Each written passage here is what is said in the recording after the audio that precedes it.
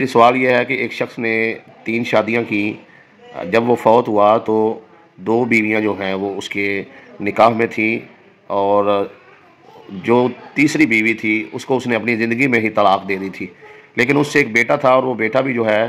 وہ اپنے والد کے پاس نہیں رہا بلکہ اپنی والدہ کے پاس ہی رہا ہے۔ ٹھیک ہے جی۔ اچھا، اکثر اوقات ایسے بھی ہوتا ہے کہ اولاد جو ہے وہ تھوڑی بڑی ہوتی ہے تو ماں کے پاس چلی جاتی ہے، یا کبھی کبھار بچہ بڑا ہوتا ہے تو ماں کو چھوڑ کے باپ کے پاس آ جاتا ہے، دونوں طرح کی صورتحال ہوتی ہے۔ تو محترم بھائی، اس کا جواب یہ ہے کہ بیوی اور شوہر میں طلاق ہو جانے سے جو بیٹیاں اور بیٹے ہوتے ہیں، ان کی اگر ماں فوت ہو جائے تو باپ کے پاس ہے تو وہ ان کو ماں کی جائیداد سے حصہ جو ہے وہ ضرور ملے گا، اور اگر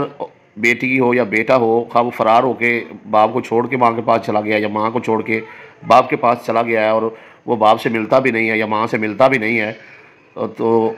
یا ماں جو ہے وہ کوئی اسٹامپ بھی لکھ کے دے گئی ہے کہ اسے میری جائیداد سے کچھ نہ دیا جائے اس بیٹے کو، یا باپ ایسے کچھ لکھ کے دے گیا، یا ماں ایسی وصیت کر گئی ہے، یا باپ اس طرح کی وصیت کر گیا ہے کہ وہ بیٹا مجھے ملتا نہیں ہے تو میرے بیٹے کو کچھ نہ دیا جائے، تو ماں کی وصیت ہو یا باپ کی وصیت ہو، ماں کو یہ اسٹامپ کر دے یا باپ کو یہ اسٹامپ کر دے، ماں اپنی دیگر اولاد میں اس بچے کے خلاف یہ جو ہے کہہ دے کہ میں اس کو جو ہے آگ کرتی ہوں، یا باپ کہہ دے یا اخبار اشتہار دے دیا جائے ماں کی طرف سے یا باپ کی طرف سے، ان تمام چیزوں کا بیٹی ہو یا بیٹا ہو، ماں کی طرف سے یا باپ کی طرف سے جو اسے ترکے میں ماں کے فوت ہونے کے بعد یا باپ کے فوت ہونے کے بعد جائیداد میں جو حصہ ملنے والا ہے وہ اسے ملنا ہی ملنا ہے، کیونکہ وصیت جو ہے اس طرح کی وصیت کی کوئی اہمیت نہیں۔